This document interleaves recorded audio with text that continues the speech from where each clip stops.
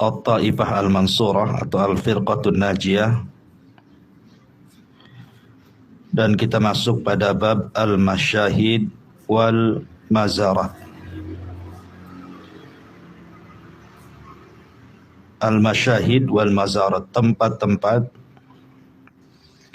yang biasa diziarahi atau disaksikan. Yang dimaksud di sini tentu adalah kuburan. Kuburan yang sering disaksikan manusia dan dilakukan ziarah di situ.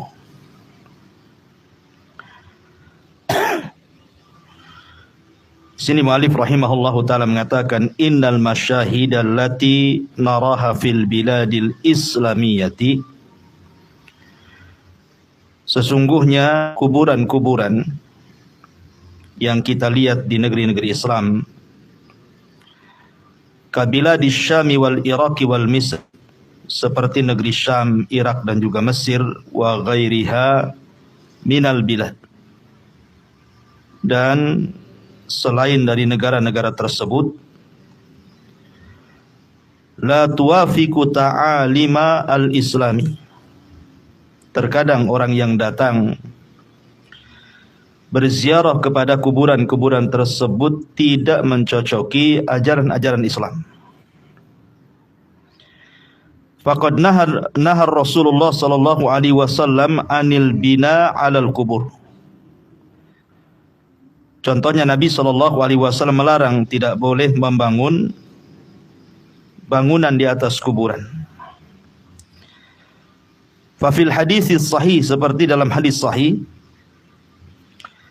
naha Rasulullah sallallahu alaihi wasallam an yujassasal qabru wa an yuq'ada alaihi wa an yubna alaihi, rawahu Muslim. Nabi melarang tidak boleh menembok kuburan, duduk di atas kuburan, ataupun membangun sesuatu di atasnya.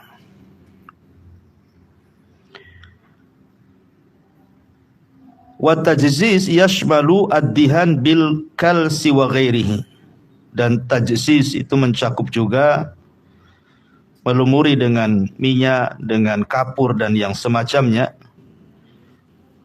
Wa fi riwayati sahihatin wa riwayatin sahihatin li Tirmidzi, dan dalam riwayat yang sahih yang dikeluarkan Imam Tirmidzi, wa an yuktaba alaihi, dan dilarang untuk ditulisi, dibuat tulisan di atas kuburan, kemudian dicontohkan seperti Quran ataupun syair atau yang lainnya. Baik, sampai di sini mu'alif rahimahullahu ta'ala sebenarnya ingin menjelaskan kepada kita tentang adab orang yang ziarah kubur. Sebagai pengetahuan yang biasa kita jelaskan tentang adab-adab dan juga amalan-amalan yang harus dikerjakan ketika berziarah, itu yang harus diperhatikan ada beberapa poin. Walaupun ini sering saya ulang-ulang, tapi nggak apa-apa, ini sebagai pengetahuan untuk menyegarkan ingatan kita kembali tentang adab-adab seputar ziarah kubur dan yang berkaitan dengan kuburan, supaya kita tahu apa adab yang harus kita lakukan, apa adab yang harus kita hindarkan di kuburan itu. Jangan sampai kemudian niat kita baik datang ke kuburan, pulang pula bawa dosa. Bahkan terkadang dosa yang dibawa itu bukan dosa kecil, sampai kepada dosa besar. Ketika kita datang ke kuburan, tiba-tiba di kuburan meminta-minta pula di situ. Itu dikarenakan kurang paham tentang adab-adab seputar kuburan. Yang pertama, hendaklah seseorang itu meluruskan niat. Kira-kira tujuan berziarah itu apa? Karena bagaimanapun Nabi SAW mengatakan, innamal a'malu binniyat. Seseorang itu beramal sesuatu ditentukan niatnya. Dan seseorang juga diberikan pahala karena niatnya. Jadi niat datang ke kuburan itu apa? Kalau niatnya adalah mengikuti sunnah Nabi SAW yang Rasul katakan, kuntu nahaitukum an ziyaratil kubur fazuruha. Dulu aku larang kalian berziarah kubur, tetapi sekarang kuperintahkan. Dan perintah ziarah kubur tidak sampai kepada wajib, sunnah hukumnya. Terutama bagi laki-laki, tapi bagi wanita nanti dijelaskan hukumnya. Intinya bahwa luruskan niat. Murni datang ke kuburan karena ingin melaksanakan sunnah Nabi SAW, kemudian mengambil manfaat bagi kita yang berziarah, dan orang-orang yang dikubur juga mengambil manfaat bagi kita yang berziarah kepada mereka. Sama-sama mengambil manfaat, kita juga mengambil manfaat. Orang yang ada di kuburan juga dapat manfaat dari ziarah kita. Ini yang pertama.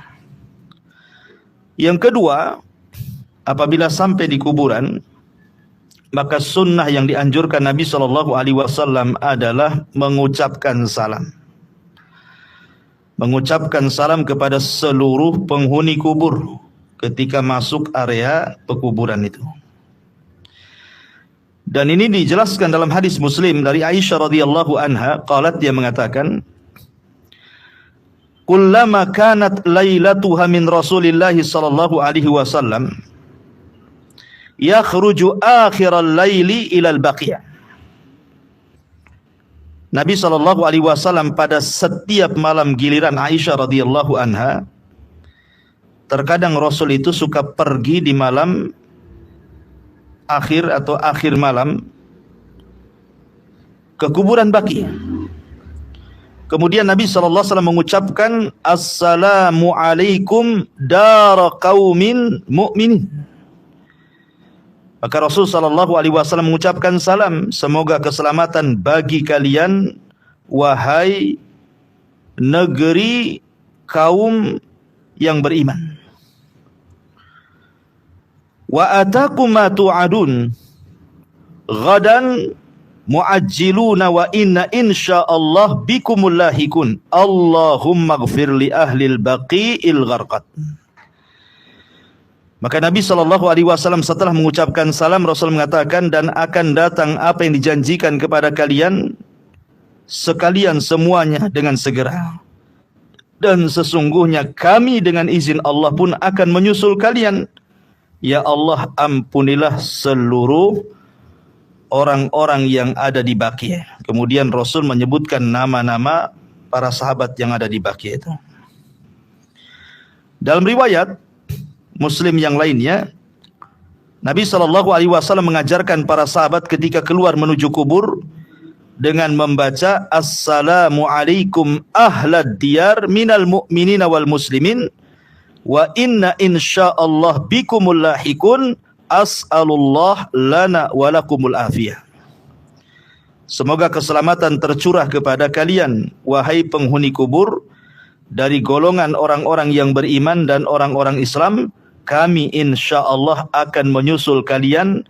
Saya meminta keselamatan untuk kami dan kalian. Jadi ini adab yang kedua, ucapkan salam, Bu ya. Ucapkan salam, dan ucapan salam ini sunnah hukumnya. Apakah kemudian penghuni kuburan akan menjawab salam? Wallahu alam. Yang jelas kita, sebagaimana anjuran Nabi SAW, kita mengucapkan salam kepada mereka. Kemudian di dalam ucapan salam ini ada faedah besar, mengingatkan kita kepada kematian. Karena ada kalimat wa inna insyaallah bikumul lahikun, kami juga akan menyusul kalian. Di sini kita diingatkan dengan kematian.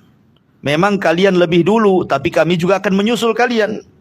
Makanya kami berharap kami dan kalian diampuni dosa-dosanya, kata Rasul. Ini yang kedua. Yang ketiga, setelah kemudian mengucapkan salam, kemudian kita hendak masuk ke area kuburan, maka disunnahkan melepas alas kaki, melepas sandal. Ya, kalau sudah memasuki area pekuburan itu. Dan ini dijelaskan dalam riwayat Bashir Ibn Khasasiyah, anna Nabiya sallallahu alaihi wasallam ra'a rajulan yamshi fi na'laini. Jadi satu hari Rasul itu melihat ada seorang sahabat berjalan pakai sandal di kuburan. Maka Nabi SAW kemudian menegur dan mengatakan, ya sahibas sibtiyataini alqihima, kata Rasul. Wahai pemakai dua sandal, lepaskan sandal-sandal kalian, kata.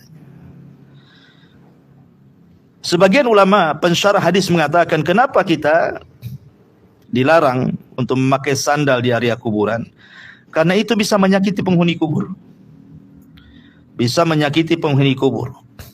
Tetapi sebagian para ulama mengatakan, kecuali area kuburan itu memang membahayakan.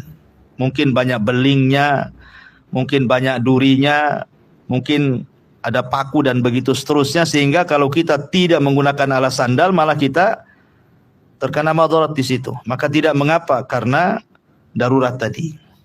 Ini yang ketiga. Yang keempat, ketika sampai di depan kuburan, maka sunnah berikutnya adalah mendoakan penghuni kuburan, baik yang di kuburan yang kita memang sengaja ziarah di situ, umpamanya kita sengaja dari rumah ingin ziarah kubur kepada kedua orang tua, maka kita doa kepada orang tua yang sudah meninggal, dan juga berdoa kepada umumnya seluruh penghuni kuburan yang ada di situ. Jadi bukan hanya berdoa kepada kuburan yang kita ziarahi saja, tapi semua kuburan orang yang ada di situ disunnahkan juga kita mendoakan mereka. Disebutkan dalam hadis yang dikeluarkan Imam Abi Dawud dari hadis Bara ibn Azib radhiyallahu an, dijelaskan bahwa Nabi sallallahu alaihi wasallam satu hari duduk. Nabi sallallahu alaihi wasallam satu hari keluar dari rumah, dari hadis Aisyah, bukan Bara. Hadis Aisyah radhiyallahu anha, anna Rasulullah sallallahu alaihi wasallam kharaja lailan ilal baqi. Jadi satu malam Aisyah menceritakan Rasul keluar dan diikuti oleh dia sampai rupanya Rasul menuju kuburan Baqi. Yastaghfiru lahum. Maka Rasul berusaha mendoakan ampunan kepada penduduk Baqi itu. Kemudian wa atalal qiyam rafa'a yadayhi thalatha marrat. Maka Rasul pun kemudian lama sekali doa di dalam kuburan itu dan mengangkat tangannya ke langit. Jadi Rasul mengangkat tangan ke langit sambil berdoa. Ya, ini sunnah yang kadang-kadang kita lalaikan ketika masuk ke kuburan. Dan yang nomor 5, ingat, berdoa itu tidak menghadap kuburan. Berdoa itu menghadap kiblat. Ya, walaupun kita di area kuburan, kita tanya sama orang, mana arah kiblat? Oh, arah kiblatnya ke sana. Maka ketika berdoa kita arahkan ke kiblat sebagaimana Bara bin Azib itu. Jalasa Rasulullah sallallahu alaihi wasallam mustaqbilal kiblati lamma kharaja ilal maqbarati. Nabi sallallahu alaihi wasallam menghadap kiblat ketika pergi berziarah kuburan. Jadi berdoa memintakan ampun kepada orang yang dikubur. Ada juga yang mengatakan ditambah juga dengan memintakan agar dimantapkan jawabannya. Kemudian yang kedua, yang kelimanya menghadap kiblat ketika berdoa di kuburan. Ma'asyiral muslimin wal muslimat rahimani wa rahimakumullah. Ketika Imam An-Nawawi mengomentari tentang berdoa dan menghadap kiblat ini, disebutkan dalam kitab Al-Adhkar, qala An-Nawawi fil Adhkar, ajma'al ulama ala anna ad-du'a lil amwati yanfa'uhum wa yasiluhum thawabuhu kama rawa anin Nabi sallallahu alaihi wasallam. Kata Imam Nawawi rahimahullahu taala, para ulama sepakat bahwa doa orang yang meninggal, bahwa doa kepada orang yang meninggal itu sangat bermanfaat kepada mereka dan akan sampai kepada mereka sebagaimana diriwayatkan oleh Nabi sallallahu alaihi wasallam. Beliau berdoa kepada para sahabat yang dikubur di Baqi Gharqad gitu ya. Kemudian Imam Nawawi mempermisalkan kal gharikil maghus, seperti orang yang kemudian berenang tiba-tiba tenggelam. Maka otomatis orang yang berenang dan tenggelam ini dia akan memanggil-manggil supaya ada yang menolongnya. Jadi beliau mempermisalkan bahwa orang mati itu seperti orang yang tenggelam yang ingin ditolong. Maka si mayat itu menunggu doa orang yang ditujukan padanya, baik dari anaknya, saudaranya, temannya. Ketika itu telah tertuju padanya, maka doa itu lebih ia cintai daripada dunia dan juga isinya. Menunjukkan bahwa doa itu sangat dinanti-nanti orang yang ada di kubur itu. Makanya sering saya katakan, dari semua amalan yang bermanfaat untuk orang mati itu yang disepakati ulama cuma dua. Yang pasti sampai, dan itulah yang diharapkan orang yang sudah meninggal. Pertama doa, yang kedua sedekah. Itu sepakat, tidak ada khilaf. Itu manfaatnya luar biasa. Doa dan juga sedekah untuk orang mati.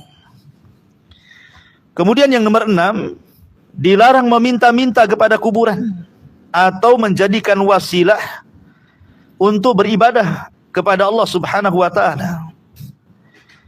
Karena bagaimanapun Allah mengatakan dalam surah Yunus ayat 106, "Wala tad'u min dunillahi ma la yanfa'uka wa la yadhurruka fa in fa'alta fa innaka idzam minadh dhalimin." Dan janganlah engkau menyeru sesuatu yang tidak memberi manfaat, tidak pula memberi bencana kepadamu selain Allah. Sebab jika engkau melakukannya, maka sungguh engkau termasuk orang zalim. Tak boleh kita meminta-minta di kuburan itu. Orang kuburan yang minta kepada kita supaya dikirim doa dan sedekah, kita pula minta sama orang itu. Dia sendiri sudah sibuk.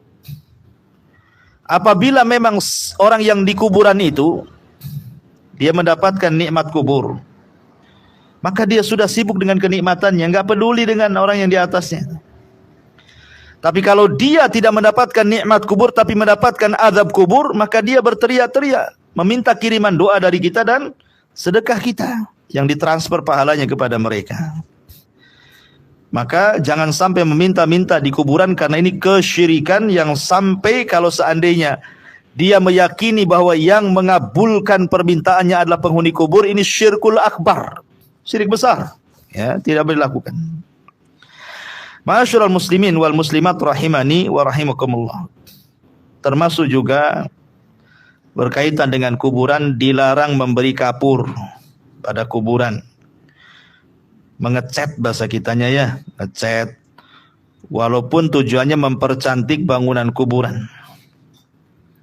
Nggak boleh, karena ada hadis. Nabi SAW melarang an yujassas, untuk memberi kapur pada kuburan, menyemen bahasa kitanya. Nggak boleh menyemen kuburan walaupun tujuannya untuk sebuah kecantikan, biar kuburannya mewah gitu ya. Disemen, kemudian di keramik, kemudian dicat dan begitu seterusnya, maka tidak boleh. Dan itu tidak akan bermanfaat bagi pemilik kuburnya. Apakah kemudian kalau kuburannya dicat cantik-cantik kemudian pengaruh kepada orang yang dikubur? Tidak juga. Kalau orang hidup iyalah berpengaruh. Ibu mamanya punya rumah dicat gitu kan, banggalah kita penghuni kubur itu. Kayak pede punya rumah tuh ya. Tapi kalau nggak dicat, nggak pede, ada tamu datang mau berkunjung, nggak usahlah, rumah saya buruk katanya. Kalau orang hidup mungkinlah bermanfaat kan, tapi kalau orang mati mana bisa bermanfaat. Jadi malah menghambur-hamburkan uang saja kan untuk mengecat, mengerami, menyemen dan begitu seterusnya. Kemudian yang 8, kalau kita datang ke kuburan, jangan duduk di kuburan. Karena saya sering kalau mengantarkan jenazah ke kuburan, kemudian juga memberikan ya nasihatlah sedikit tentang kematian. Itu saya lihat itu karena saking banyak kan, nggak memperhatikan tuh kuburan siapa, apalagi kuburannya cantik pula. Pakai keramik, itu pula yang diduduki kan. Nah, itu jadinya kan gara-gara kita cantik-cantik kuburannya, kalau ada orang ziarah di situ, itu pula kuburan yang diduduki itu. Kan enggak bagus, karena bagaimanapun kita harus punya akhlak kepada orang yang sudah mati. Bagaimana rasanya coba ibu diduduki orang? Marah enggak, Bu? Marahlah. Maka si mayat juga marah diduduki, itu enggak boleh. Maka enggak boleh, perhatikan kalau di kuburan jangan duduk di atas kuburan, karena Rasul mengatakan wa an yuq'ada alaihi, tidak boleh duduk di atas kuburan. Bahkan ada hadis yang sangat ngeri ya. Dari hadis Abu Hurairah radhiyallahu anhu, Nabi mengatakan la an yajlisa ahadukum ala jamratin, seandainya seseorang duduk di atas bara api, fatuhriqa thiyabahu fatakhlusa ila jildihi, kemudian pakaiannya terbakar, kulitnya terkelupas karena terkena api, khairun, lebih baik bagi dia, khairun lahu min an yajlisa ala qabrin, dibandingkan dia duduk di atas kuburan, ya. Ya. Jadi seandainya ibu lo duduk di atas bara api itu, di atas arang yang lagi merah-merahnya itu, sampai kemudian terbakarlah baju kita, terkelupaslah kulit kita karena panasnya bara api itu masih lebih mendingan loh dibandingkan duduk di atas kuburan. Menunjukkan apa? Dosa besar. Ya. Nggak boleh duduk di atas kuburan. Makanya dikatakan oleh Al-Khatib dalam kitabnya Al-Mughni Al-Muhtaj, wala yajlis alal qablil muhtaram wala yattaki alaihi wala yustanad ilaihi wala yuta alaihi illa li darurah. Kata beliau, dan janganlah duduk di atas kuburan yang dihormati, apalagi kuburan itu memang orang yang semasa hidup dihormati dia. Pak RT, Pak RW, Pak Lurah, Pak Ustadz, Pak Kiai, kan itu ya. Kemudian jangan bersandar. Ini nggak duduk, bersandar dia. Ya. Dan jangan bertumpu di atasnya. Dia tidak duduk, tidak bersandar, bertumpu saja. Umpamanya kita lagi duduk, kemudian tangannya bertumpu di kuburan tuh. Dan tidak boleh diinjak kecuali karena keadaan darurat. Seperti orang yang nguburkan, ya mau tidak mau diinjak lah kan begitu supaya padat gitu ya. Kalau nggak padat gimana nanti dikeruk binatang ya. Lihat bagaimana ini ulama mengomentari, bukan hanya duduk, rupanya bersandar, kemudian juga bertumpu, tetap tidak dibolehkan ya. Kemudian juga dijelaskan oleh Abu Ishaq Asy-Syirazi, wala yajlis ala qabrin wala yadussuhu illa lihajatin wa yuqrahul mayyitu fil maqbarati. Tidak boleh duduk di atas kuburan, tidak boleh menginjak-injak kuburan kecuali karena ada kebutuhan. Dan makruh hukumnya bermalam di kuburan. Ya, ngapain juga bermalam di kuburan ya kan? Tapi ada orang yang bermalam di kuburan. Biasanya orang-orang yang ziarah kuburan-kuburan para wali biasanya kan. Mereka tidur di situ tuh. Ya. Atau mamanya ibu yang cinta banget dengan suaminya kan, meninggal pula suaminya, dikubur di Tamiang. Ibu tidur di situ. Ngapain nemani kuburan? Pulanglah, bagus enak di kasur, ngapain tidur di kuburan? Nanti malam-malam suaminya datang pula. Gitu. Taib. Ma'asyiral muslimin wal muslimat rahimani wa rahimakumullah. Ini yang nomor 8. Yang nomor 9, larangan membuat bangunan di atas kuburan. Wa an yubna alaihi, dalam riwayat Muslim dilarang membangun bangunan di atas kuburan. Seperti kuburan dibuat rumah, kan ada tuh kuburan dibuat rumah tuh, rumah-rumahan, kubah-kubahan gitu kan. Nggak perlu, karena itu tidak ada manfaat sebenarnya bagi penghuni kubur itu. Rumah itu bermanfaat bagi orang hidup. Rumah tidak akan bermanfaat bagi orang mati. Coba kalau seandainya dengan uang membangun rumah di atas kuburan itu diberikan kepada fakir miskin yang nggak punya rumah, kemudian kita bangun rumah, kemudian pahalanya kita masukkan atau kita kirimkan ke yang dikubur, bermanfaat itu. Nah, jadi tidak boleh membangun bangunan di atas kuburan. Ya. Ma'asyiral muslimin wal muslimat rahimani wa rahimakumullah. Kemudian nomor 10, tidak boleh menyalakan lampu di kuburan. Saya sering kalau pengajian dari sini ke Batu Haji, itu kan subuh-subuh tuh. Biasanya jam-jam 3:30 tuh, kadang kan lewat di kuburan Tamiang itu. Kadang saya ngelirik, ada aja yang ada di atas dikasih lilin tuh. Kuburannya dikasih lilin gitu kan. Untuk apa lilin itu di atas kuburan? Nabi SAW mengatakan dalam sebuah hadis yang dikeluarkan Imam Tirmidzi dan dihasankan oleh para ulama dari Ibnu Abbas radhiyallahu anhuma, ya, la'ana Rasulullah sallallahu alaihi wasallam zairatil kubur wal muttakhidina 'alaihal masajid wasuruj. Allah melaknat wanita-wanita yang ziarah kubur dan orang yang menjadikan di atas kuburan masjid-masjid dan penerangan-penerangan. Ya, jangan sampai kemudian dikasih lilin, dikasih lampu, kan sayang Bu. Bagus lilinnya tahu di rumah, kalau gelap kan manfaat tuh. Nanti kalau gelap pula sibuk kita di sini.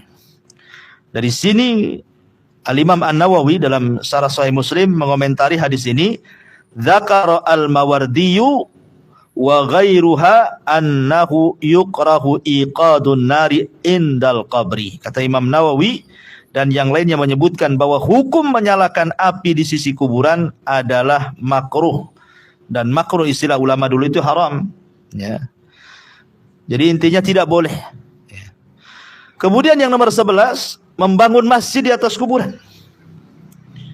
Membangun masjid di atas kuburan diriwayatkan di dalam Sahih Bukhari dan Sahih Muslim dari Aisyah radhiyallahu anha. Jadi Ummu Salamah ini kan salah satu sahabiah yang pernah hijrah ke Habasyah, ke Ethiopia, dan orang-orang Ethiopia kan agamanya Nasrani. Jadi dia menceritakan tentang kuburan-kuburan yang ada di Ethiopia sana. Jadi kata Ummu Salamah ini menceritakan kepada Nabi SAW tentang gereja dengan berbagai macam isinya di dalamnya itu, yang dilihat dia di negeri Ethiopia. Maka Nabi SAW bersabda kepada Ummu Salamah, ya Ummu Salamah, ulaika idza mata fihimur rajulus salih awil abdus salih banau ala qabrihi masjidan wa sawwaru fihi tilka suwar ulaika syirarul khalqi indallah. Ummu Salamah, mereka itu apabila ada orang yang soleh atau hamba Allah yang soleh meninggal di antara mereka, maka mereka membangun di atas kuburannya sebuah tempat ibadah, masjid mungkin bahasa kitanya ya, dan mereka buat di dalam tempat itu gambar-gambar mereka orang-orang soleh. Mereka itulah makhluk yang paling buruk di hadapan Allah, kata Nabi. Ya, jadi tidak boleh membangun masjid di atas kuburan itu. Ma'asyiral muslimin wal muslimat rahimani wa rahimakumullah. Kemudian yang nomor 12. Yang nomor 12. Tidak boleh seseorang itu datang di kuburan kemudian dia kencing pula di situ. Kencing di kuburan. Ini kan menghina ini. Yang tidak boleh.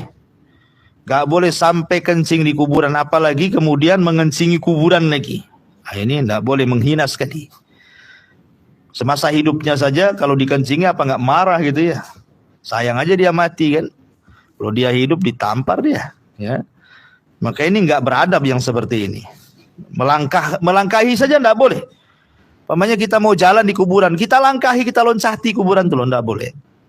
Karena itu tidak beradab, ya. Kemudian yang nomor 13, menulis nama atau tanggal kematian. Ini memang terjadi khilaf ulama ya. Tajam sekali tentang hukum menulis nama dan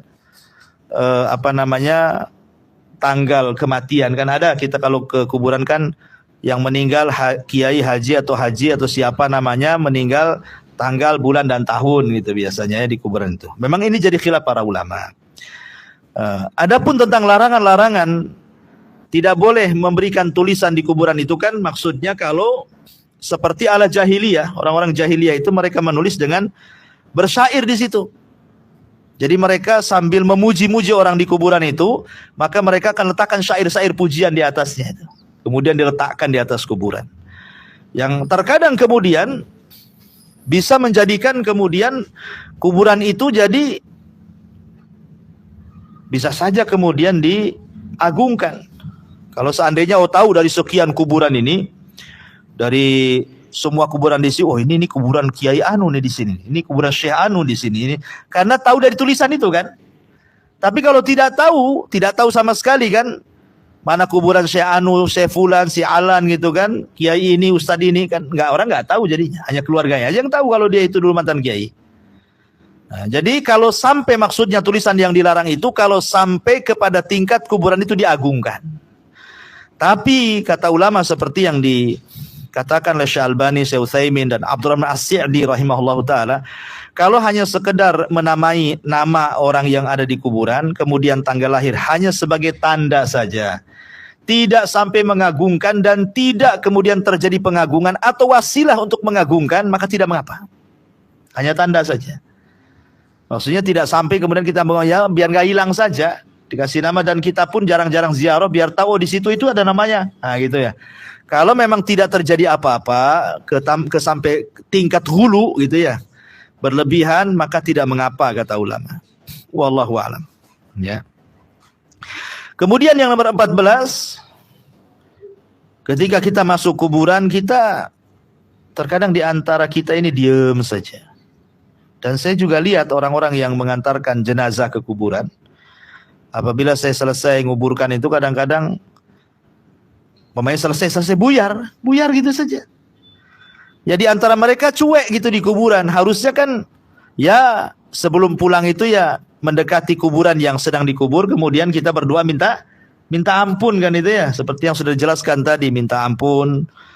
Ya baik untuk kita yang ada di kuburan ataupun orang yang ada di kuburan ataupun kaum muslimin yang ada di kuburan itu. Rabbana ighfir lana wa li ikhwanina alladzina sabaquna bil iman wa la taj'al fi qulubina ghillan lil ladzina amanu rabbana innaka raufur rahim. Allah sendiri yang menyuruh kita untuk berdoa untuk keampunan diri kita sendiri sebagai peziarah, kemudian meminta ampun kepada orang yang ada di kuburan, termasuk juga orang-orang yang di kuburan itu selama mereka dari kaum muslimin. Kemudian yang nomor 15, ada musabbil amwat, jangan mencela orang mati. Kadang-kadang kita ke kuburan, ya rame-rame ziarah di situ, kebetulan pula itu yang mati tetangga sebelah, tahu pula kuburannya, dicela pula sama kita. Tahu nggak tuh kuburan yang sebelah sana itu? Nggak tahu. Itu tuh tetangga jahat itu. Si baik dia mati katanya. Kalau tak mati aku yang mati katanya. Jadi tidak boleh mencela walaupun dia orang jahat di dunia, dia urusan dia sudah bukan dengan kita lagi, urusan dia dengan Allah Subhanahu wa taala. Jangan mencela orang yang sudah meninggal. Ya.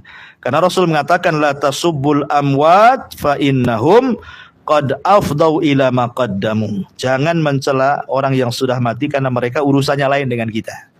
Mereka punya urusan sendiri dengan Allah. Pertanggungjawaban mereka kepada Allah Subhanahu wa taala. Kemudian yang nomor 15, adamul istighatsati bil mauta.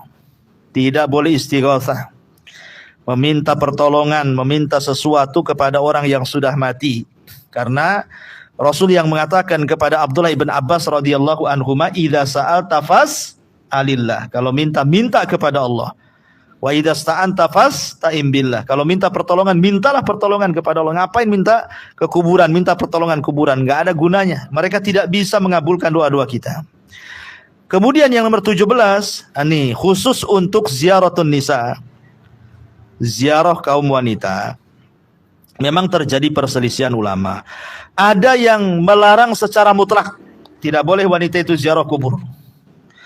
Tapi ada yang membolehkan secara mutlak. Tapi ada juga yang mengatakan jangan sering-sering, boleh tapi jangan sering-sering. Ini pendapat yang kuat.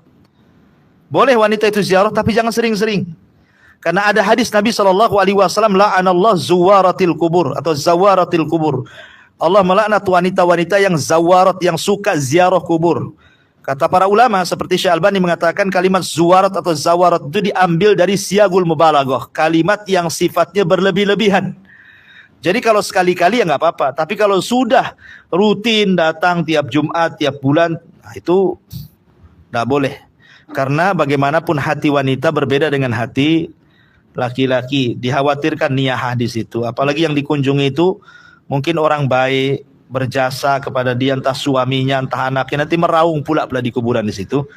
Makanya wanita itu dibatasi, boleh tapi jangan sering-sering. Itu pun dengan 5 adab.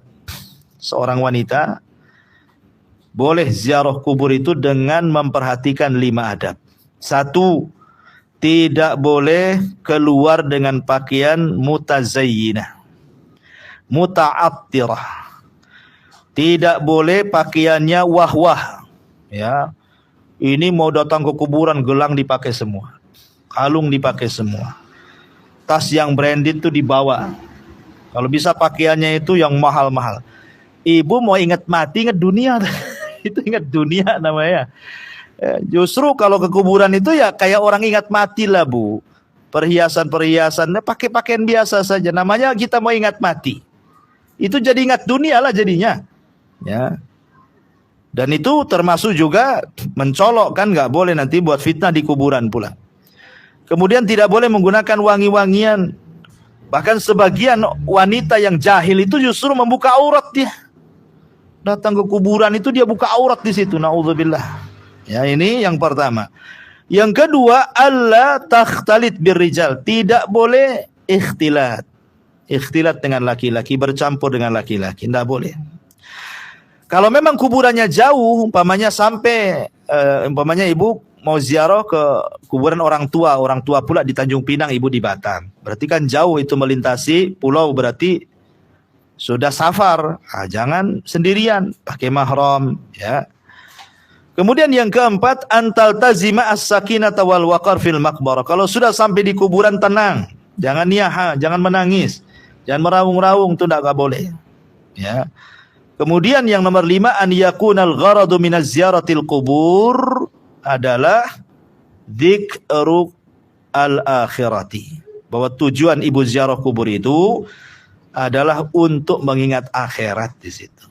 Nah, ini wanita harus paham 5 adab ini kalau ziarah kubur. Kemudian yang nomor 18, wad'uz zuhur alal kubur, meletakkan bunga-bunga di kuburan. Meletakkan bunga-bunga di kuburan itu loh, bunga ada manfaatnya. Kadang-kadang saya lihat tuh sebelum masuk kuburan tuh banyak orang jual bunga-bunga tuh. Ya kan, Bu? Banyak jual bunga-bunga. Akhirnya kemudian belilah bunga di situ. Waktu istrinya meninggal, suaminya beli banyak bunga, ditabur. Waktu hidup enggak pernah dikasih bunga. Gimana? Udah mati dikasih bunga. Waktu hidup enggak ada bunga-bunga apapun di situ. Ya, yang ada bunga bank. Ya. Jadi ini yang nomor 18 ini nggak ada, ya nggak ada manfaat naruh-naruh bunga-bunga itu, apalagi sampai beli mahal pula tuh bunga kuburan itu. Ya. Kemudian yang nomor 19, ada mujawajir rasil ma'alal qabri, termasuk menuangkan air. Nggak ada, ya nggak ada contohnya, wallahu a'lam. Ma'asyiral muslimat yang dimuliakan Allah Subhanahu wa taala. Ini diantara adab-adab, ya. Dan yang terakhir tentu yang harus diperhatikan, yang nomor 20 yang harus diperhatikan adalah